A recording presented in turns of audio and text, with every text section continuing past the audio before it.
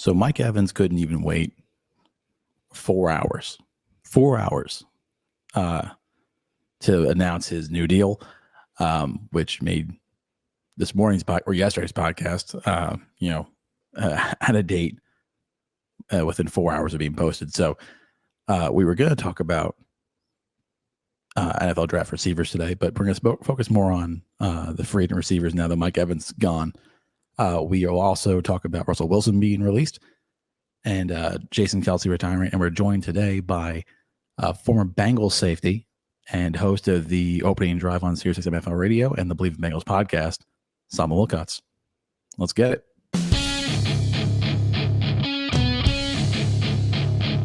All right, so I'm sure if you're watching this on YouTube, your first question is, why am I sitting with a white background behind me? I came home from practice late, and I share my office with my daughter, who is currently sleeping. So I am recording this on the floor because I don't have any furniture at the moment. I'm waiting for that to come in. So my computer is on her toy chest, and I am talking into this microphone as loudly as I can without waking her up, because I do not want to wake her up at 11 o'clock at night. But let's jump straight into the wide receivers here. Mike Evans gets a 2-year, $52 million contract with $35 million guaranteed. So it comes about $26 million a year average. Yesterday we were talking about him getting projected at $23 million according to Brad. And I think I had Evans at a value of 21. So it's not that different. I'm not upset about the contract. I think Mike Evans meant more to the Buccaneers than any other franchise. I have no problem overpaying a little bit for homegrown talent, and I'm happy to see that he went back with the Buccaneers. However, that leaves us with a pretty bad group of free agent receivers. So I did add Hollywood Brown to that. I had a chance to rewatch Hollywood Brown's film. It didn't move him up that much. It went from a 78 to a 79. But this group is rough. It's rough. Calvin Ridley is a good player, but he's not a guy that you want to build your receiving core around. Same thing with Odell. I'm not going to talk about it too much right now because Sam Wilcots we go into it pretty deep. We also talk about the Vikings and Kirk Cousins. Sally has a lot of thoughts on how to develop quarterbacks, and I agree with him. I think it's the NFL has two schools of thought, which is either bench him for a half a year to a year and let a veteran play until the rookie is ready, or you just let the rookie go. And we've seen varying degrees of success for each. It was a hell of a conversation, and I'm excited for you guys to hear it. So without further ado, former Bengals safety, host of the opening drive on SiriusXM, and the host of the Bleav Bengals podcast, and a dear friend, Sam Wilcots. All right, I'm joined by the host of the opening drive on SiriusXM NFL Radio and the Bleav Bengals podcast, my good friend, Sam Wilcots. How you doing, Sally? Matt Stopsky, always great to be on with you, and I'm looking forward to having some fun. Yeah, so this morning, of course, Mike Evans signs his contract at 9 o'clock this morning. I put out a free agent list at 5 o'clock this morning, so Mike couldn't even give me 4 hours of content before he ruined my show. So I appreciate him, but I want to dive right into this. The wide receiver free agent group, right? Mike Evans was at the top, right? He is now gone.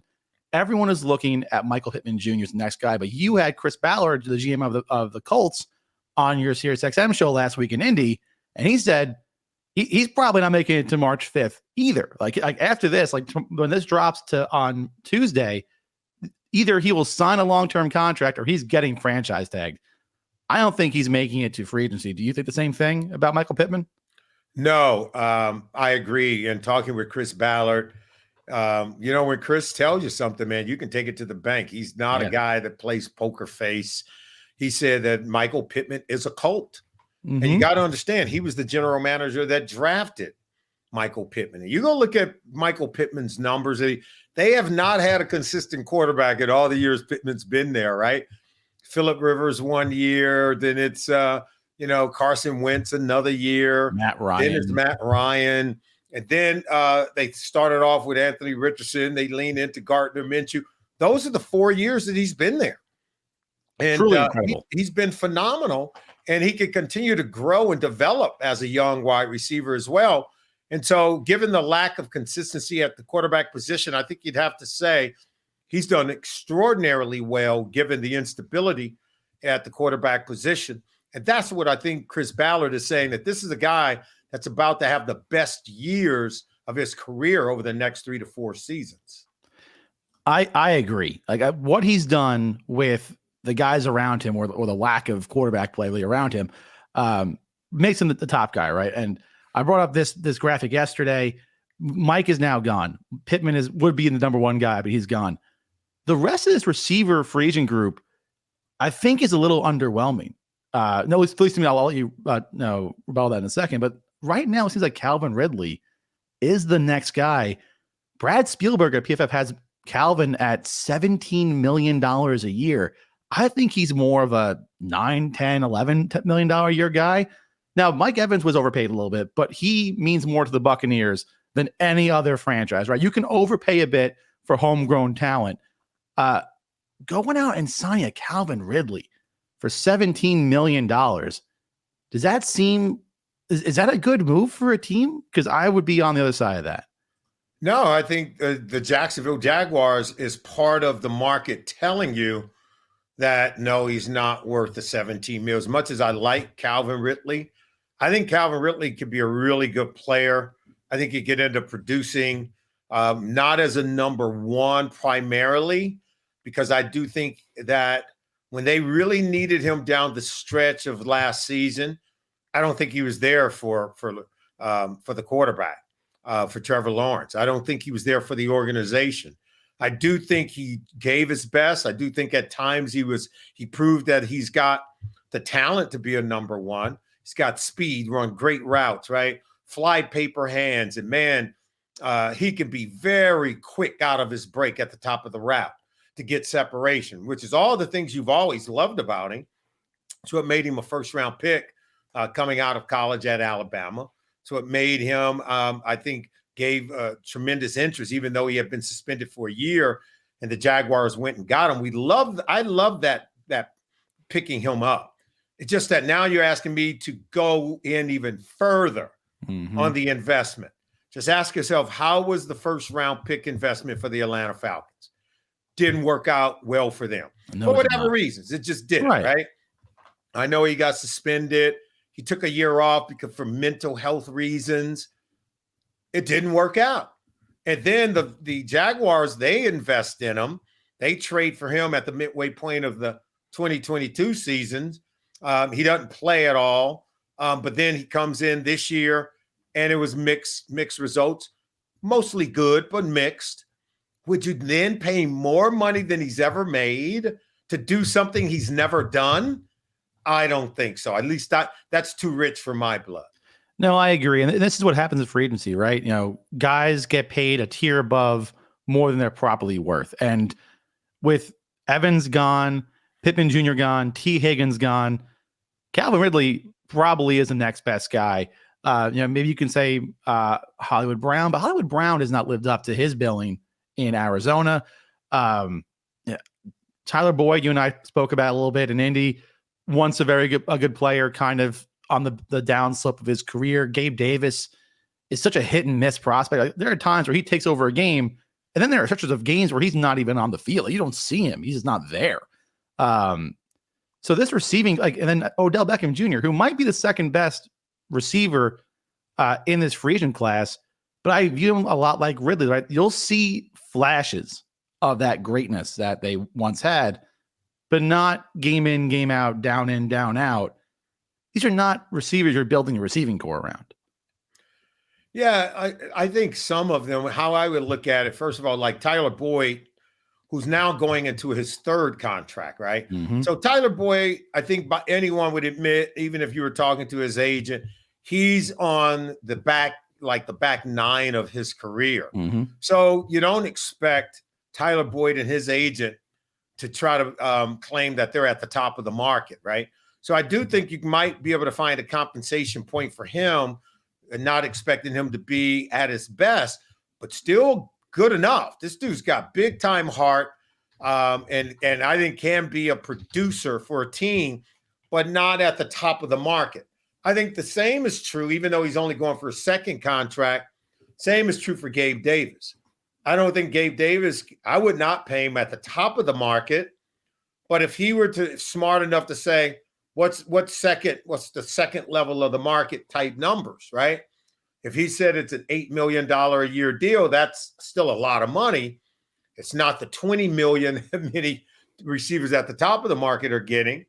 But if I could get him at 8 and pair him with Brian Daboll, someone who coached him at the earlier part of his career and was able to make him a productive player, that I would trust that. I would lean into something like that, look like that.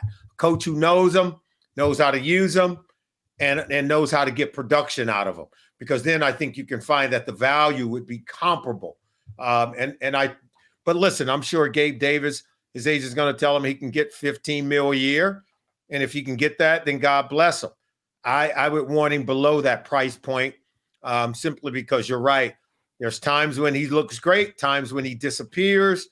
And that means he's a wide receiver 2 or a wide receiver 3.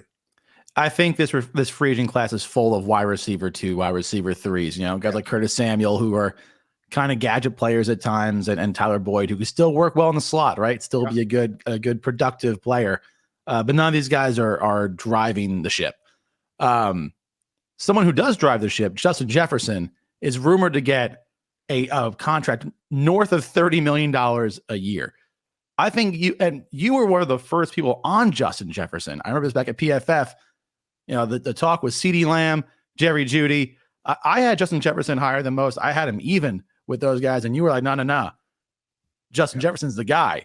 So you were early on Justin Jefferson. I think we both can agree he's worth that money, but who is throwing him the ball? Yeah, in Minnesota, right? Yeah. Like if you sign him to the $30 million deal. See, and that's why it just boggles the mind that Kwesi Adolfo-Mensah is not all in on Kirk Cousins. In fact, looks like the Vikings are not all in on Kirk Cousins. When Kirk Cousins went down the middle of the year, he was arguably having the best run of his entire career. He was averaging 291 passing yards per game midway through the season before he had the injury. And over the 6 seasons he's been there, he's given them really good play at the quarterback position. But he's also not taken the top price point. Like he's been right in the 30s every single year. It's all been guaranteed money.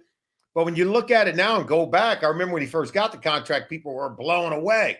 But as you look at it now, you could see this guy was clearly right around what the market says. If you're Kirk Cousins, this is where you should be. I remember John Elway saying there should be a second tier for quarterbacks economically. Well, Kirk Cousins and his agent seem to agree, right? They've always taken right around 30 to 35 mil, never in the 40s, certainly not in the 50s. As long as you guaranteed it to him, he was fine to allow you to go pay other players. And now that he wants that kind of same contract, they could easily sign Kirk Cousins to a $35 million deal and pay Justin Jefferson the $30 million that he wants. And the way that the salary cap continues to move, they would have no problem doing that. What I'm sensing here is a team that's misevaluating the players, misevaluating how they're going to break up the salary cap and divide it up amongst the players that's needed to win games, needed to play at a very high level. Last I checked, you need a top quarterback. Kirk Cousins, whatever you think about him, he's a top quarterback. But you also need to keep Justin Jefferson, and the way that he's performed, his 4 years is better than any wide receiver in the history of our league in terms of production during their first 4 seasons by the team they were drafted by. So that's why they're going to have to pay him that number. But the quarterback is saying, you don't have to pay me the top dollar. I think that's something the Vikings should reconsider. No, I agree. And, you know, the NFL is a production-based business, right? It's not about traits or how fast you are, right? We know Justin Jefferson can produce, but he needs someone on the other side to help him produce a contract worth $30 million a year, right? If you have just a guy which, you cannot win in the NFL with just a guy at quarterback. I don't know if his production is even going to come close to that top of the market type of deal. You have to have someone, at least a plus starter in at quarterback. And that's a lot easier said than done. We've spoken about before, like, Kirk Cousins the best quarterback in the NFL? Absolutely not. But are there many more better than him? Not many, and not any available to the Vikings today. And he is the best quarterback for the Vikings. I mean, yes. you just have to say it, because ask yourself, if you're a team, and I'm sure this is where Kevin O'Connell is. Kevin O'Connell wants Kirk Cousins. He really does. Because you know what? He seems to know something that Kwesi Adolfo-Mensah maybe does. There's a market out there for Kirk Cousins. There are other top teams in our league that you know of, that I know of, that value Kirk Cousins on the free agent market. And I think the market is going to speak. But I think he's smart enough to know that, look, I need players around me to play at a high level. So I'm going to take the second tier salary, and then I'm going to keep it moving. He's willing to do that for the Vikings. In fact, he's done it during the 6 seasons that he's been there. So, I think the real major question for the Vikings, if not Kirk Cousins, then who? Who's going to be your quarterback?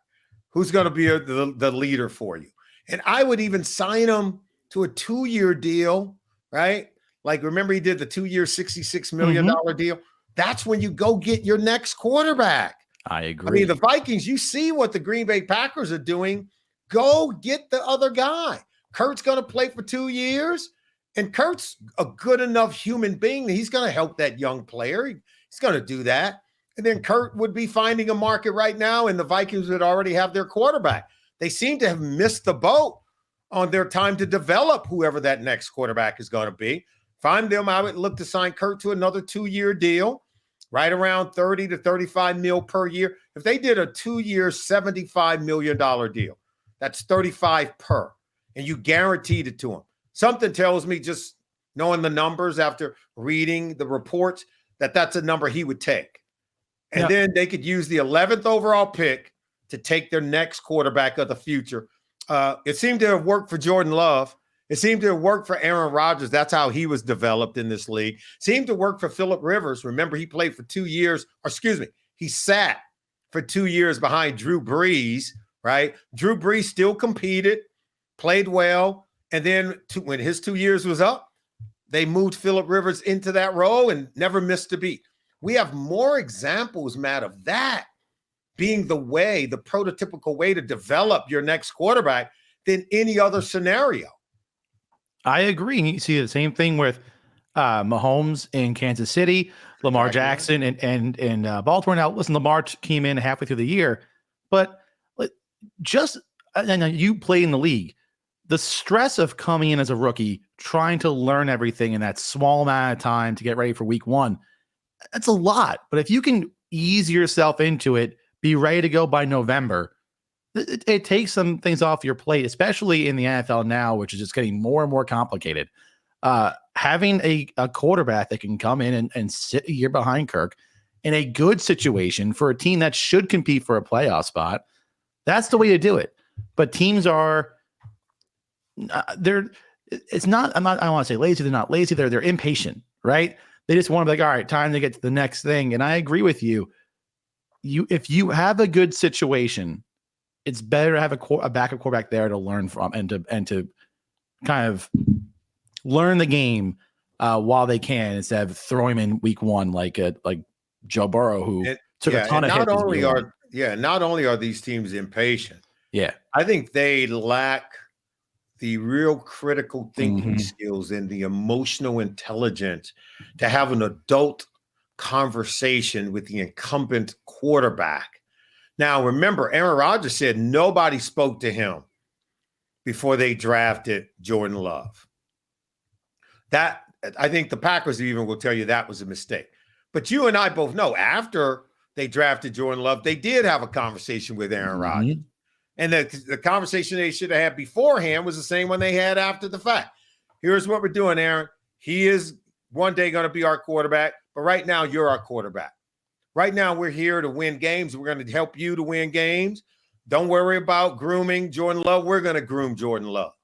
The same way that we helped you developed under Brett Favre, okay? Because I heard it from Aaron Rodgers' lips to my ears that it was Bob Harlan, the president of the Green Bay Packers, who would repeatedly call him up to his office to make sure that he was focusing on all the right things during those 3 years while he was developing under Brett Favre. He made sure that his mind was right, that he was hearing positive affirmations that one day you're going to be our guy.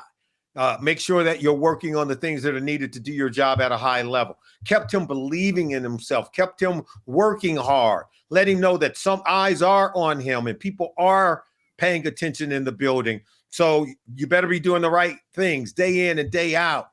That's the same conversation that Andy Reid had with Aaron Rodgers, that he had with Alex Smith, right?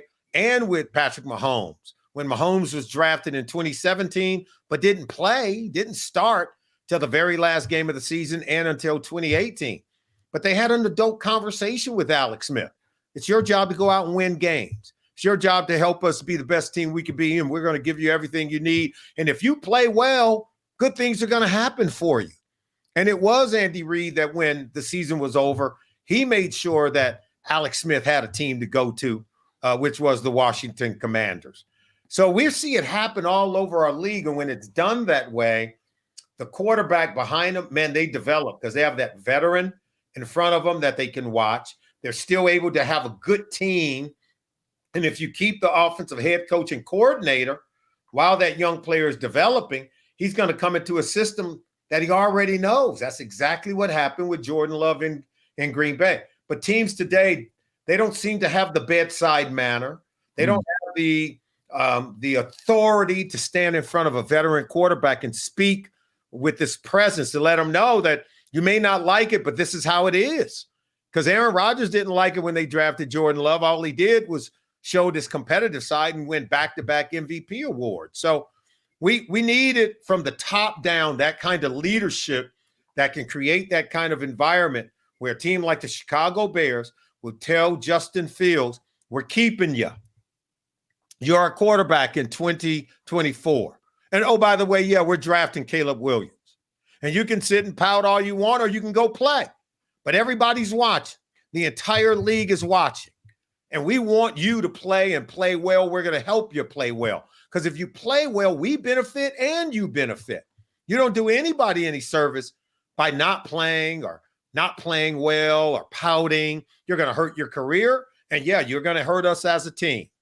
But from all the scenarios that I've described, I haven't seen a player yet tuck his tail and run from that kind of challenge.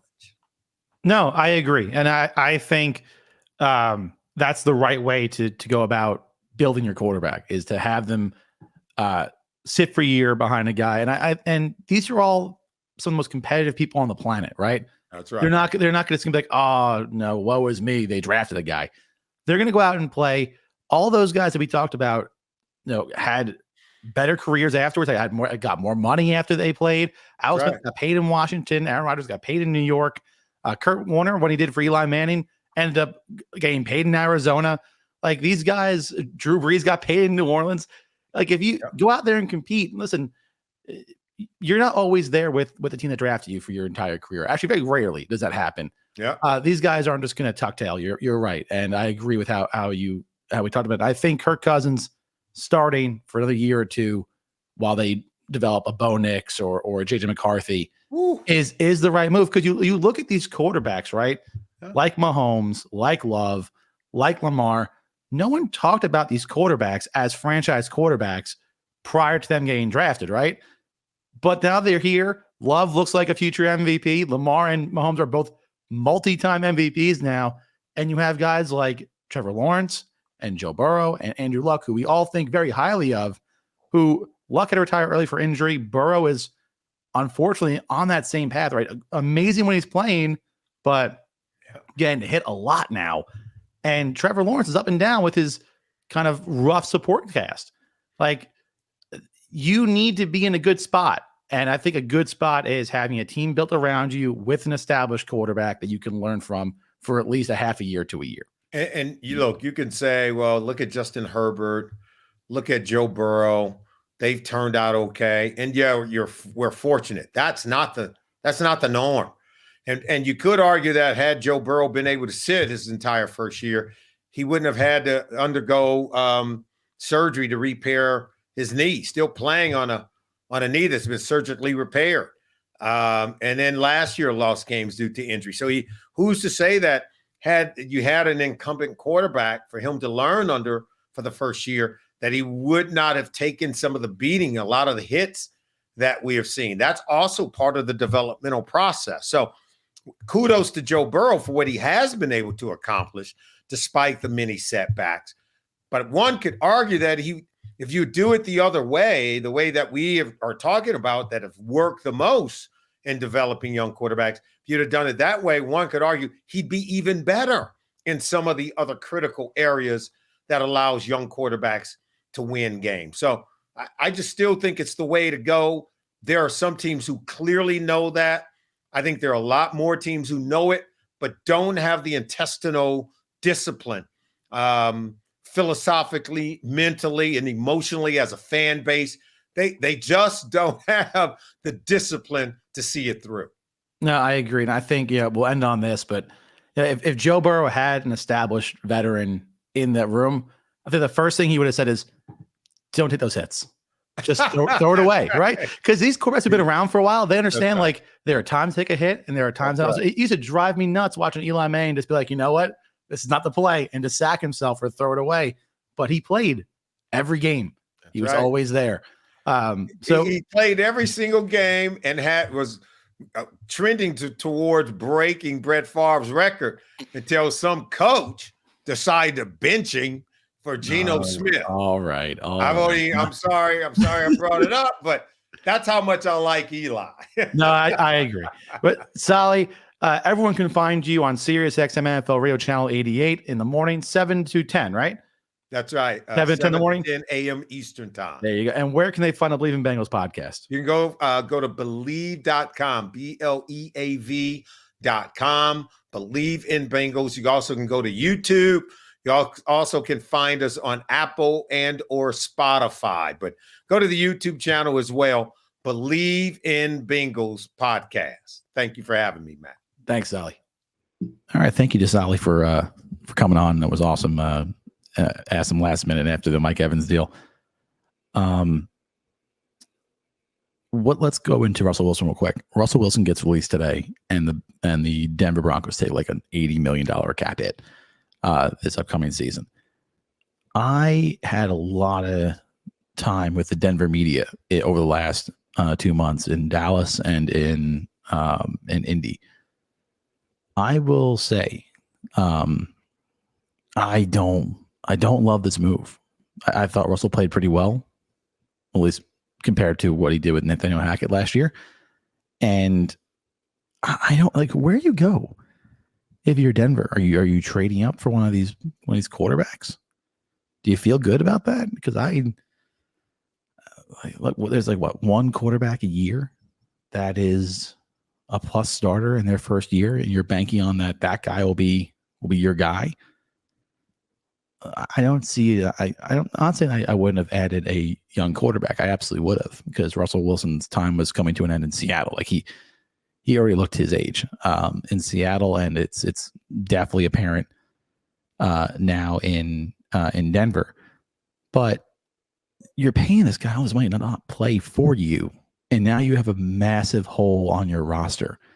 You didn't get anything back for him. If anything, a team is now going to get Russell Wilson for like $1 million, because why would he offset the cap hit for Denver? Why would he help out Denver and their cash by taking a bigger contract with somebody else and then offsetting language? So it just didn't make any sense for me. I don't know where Denver goes with this. I would have taken a quarterback probably in the second round, or if one fell to me if I was Denver. But I would have played Russell Wilson. I like Sean Payton. I think Sean Payton's a good coach. But let's not pretend like Sean Payton didn't have runs of 7 seasons with Drew Brees. Like he's not the greatest coach of all time. And I don't really love how he's come into Denver. And he's made a lot of moves that I haven't loved. We'll see where this goes, but this, Russell Wilson was not good in Denver, but I don't think he was the biggest problem in Denver either. And now we have no one playing quarterback for the Broncos. So we'll see where Russell lands. Where he goes, I don't know. Like, Russell Wilson is now clearly the number 2 quarterback on the market behind Kirk Cousins. Kirk Cousins will be the first one to drop. And like Sal and I talked about, Kirk is going to add some serious value. I think maybe to an Atlanta. I think I would love to see him with Zach Robinson and Bijan Robinson and Kyle Pitts and Drake London. I think that'd be, and again, a very winnable division. That would be a great fit to have him down in Atlanta. Where does Russell go, though? I don't know. Russell probably should go to a dome team. But I think Russell Wilson is clearly number 2. I don't know how good he is at this point. He's probably sitting on that average starter to plus starter range. He's not the elite player that he was like only a couple of years ago. It's crazy how fast he's fallen off. He was in the MVP race with Lamar Jackson in 2019, and now in 2024, he's cut. Crazy. So, besides Russell, Jason Kelce announced his retirement today. He was the best center in the NFL today. He retired as the best center in the NFL actively. And now that title falls to either Frank Ragnow or Creed Humphrey. So Jason Kelce had a hell of a career as a New York Giants fan. I'm not going to miss him. I'm happy he's gone because he's amazing. And I'm tired of him beating up on the Giants. But he was a hell of a dude, and I'm excited to see where his broadcast career takes off. That's going to be, I'll say I enjoy his podcast, and I even played his Christmas album a little bit, which feels weird as a Giant fan. But one of the greats retires as a former center. He was an undersized center. It was cool getting a chance to watch him. And the last thing today, which I meant to mention yesterday, Chris Mortensen passing away, one of the best of all time. I had been in the same places with Chris, but never had a chance to meet him. But he seemed like he was just a great guy. So, thoughts and prayers to his family and everyone that knew him. Seemed like everyone is pretty broken up about it, and I get it. Seemed like a hell of a dude.